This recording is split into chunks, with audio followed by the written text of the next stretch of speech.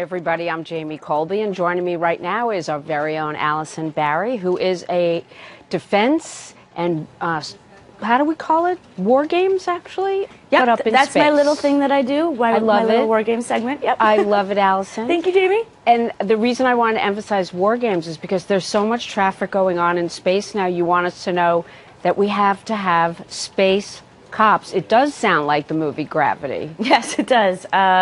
Compelling stuff, and what none of us, I think, wants to happen in real life is just that sort of situation, and that's one of the missions of these little space cops.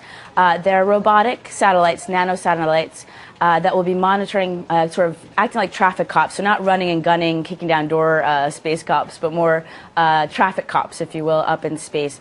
And the reason why it's such a big threat, Jamie, that doesn't get talked about a lot, and I know we've talked about it offline, but there's so much space junk up there, people would be shocked. That right now, NASA's monitoring at least 500,000 pieces of debris, literally space junk that's floating around up there, in addition to all of the spacecraft, the satellites and such that are up there that people are more familiar with. And why should we care about that? Because our troops, for example, deployed, rely on these satellites to communicate with each other, for navigation, all sorts of things, weapons programs. I could go on and on. Yeah, well, there's what we know that's going on up there, and then there's all the things we don't know. Yep. That likely is playing a part in keeping all of us safe here at home. So does NASA endorse this program, and how have we gotten along without it being to the extent that it is today? Two great questions. So I'll tackle the first one.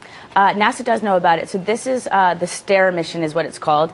And it's the Space-Based Telescopes for Actionable Refinement of Ephemeris. So that's quite a whopper of an acronym. You know how the military loves their acronyms, Jamie, but that's what it is. So in layman's terms, it's a Lawrence Livermore program. So that's a laboratory people probably, so what we're looking at right now, just to jump in, is the construction of a satellite, because I thought people might enjoy seeing what it's actually like. We don't often get these little cheeky peeks at what a spacecraft or a satellite looks like before it goes up.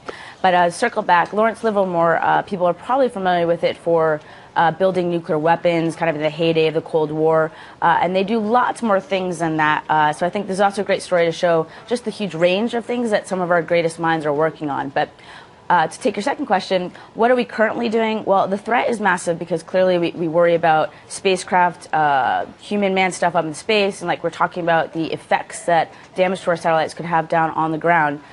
Currently, we use ground-based satellites, and it's not great, Jamie. It's a Chicken Little sort of situation where it's so inaccurate. There are about 20,000 false alarms for every accurate warning of a collision up there.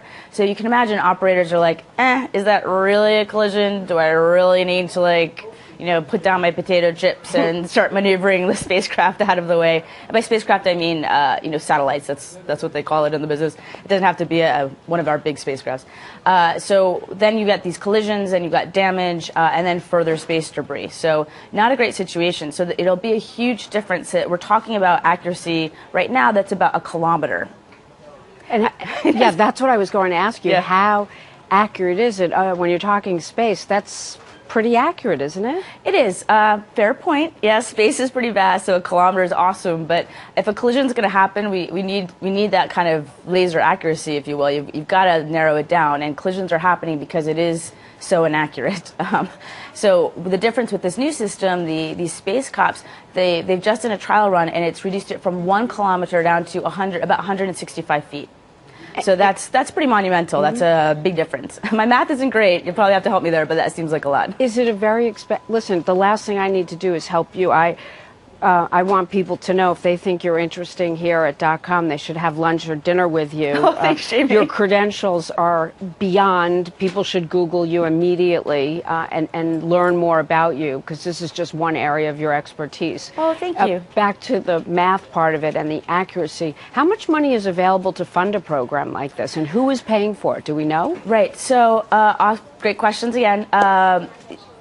funding the space program is essentially, people are concerned, has shut down. There's been lots of concern and distress. I think it was a favor of the American public, and I very strongly disagree with the budgeting decisions that have been made. I think there's an argument for things being privatized. We're seeing lots of great advances, say in the space taxi program that they're calling it, which will be a little mini kind of spacecraft that can go up and down and ferry around astronauts. That's a privatized program. It's doing really, really well. But NASA is also hugely important and shouldn't be forgotten.